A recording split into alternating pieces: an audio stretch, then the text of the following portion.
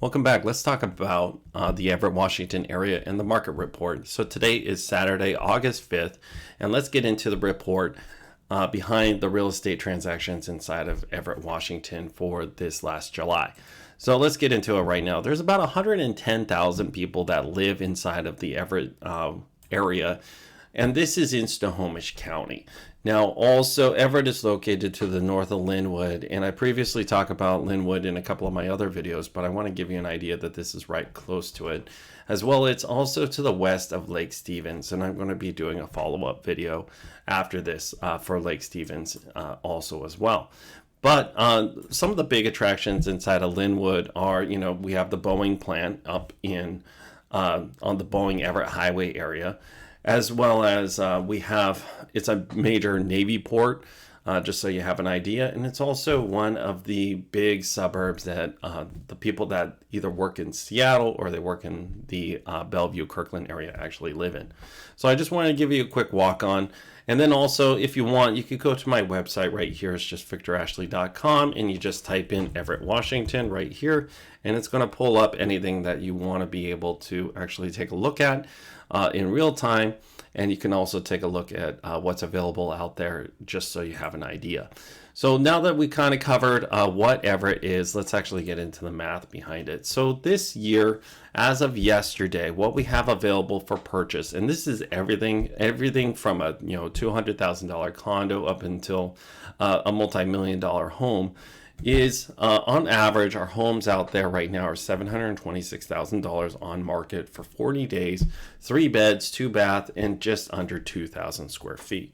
Now, the price per square foot comes out to $389 a square foot, and that's what we use to have an idea of how much it's worth on a wholesale basis.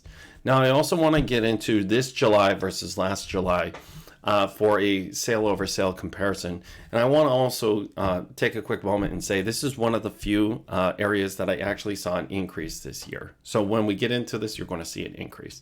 So this year, so 2022, we had inside of 2022, 165 homes sold.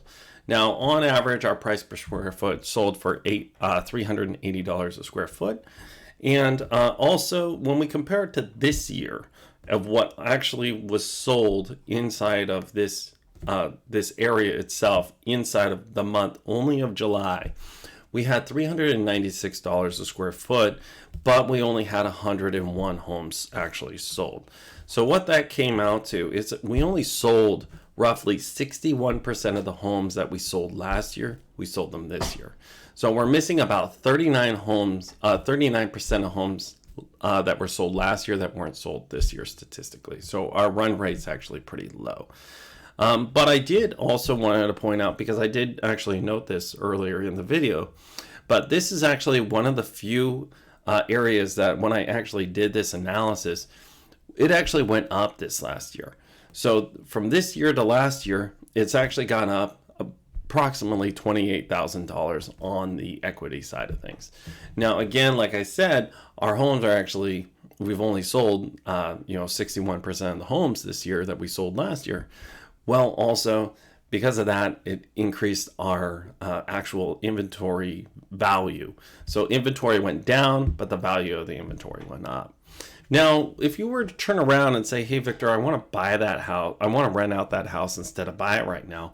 Great. It's about 1,748 square feet, 3 beds, 2 bath, just so you have an idea of what it looks like. Well, if you were to rent it right now, it would be $3,000 a month roughly. But if you're going to turn around and you're going to actually buy it on a mortgage, you're going to have, on average, a mortgage with only your principal and your interest payment only, $4,736. So what that also means is you still have to pay your taxes, you still have to pay your insurance, and on top of that, you have to pay any HOAs and special assessments. So you're more than likely going to be coming at a mortgage rate, a mortgage payment of roughly $5,000 a month when your rent is $3,000 a month. And what that comes out to, it's about 156% more to buy now than it is to rent. And I talk about this a lot because that's called your cost to carry. Now, I actually want to just say thank you very much for letting me cover this kind of stuff. because it's really important to actually know what you're working with in this area. And at the same time, if you need to get a hold of me for any reason, here's my number and everything right here. I'm a full-time agent inside of the Seattle, Washington area, and I'm available for consultation. So as usual, it was a pleasure working with you today, and I hope you have a fantastic day.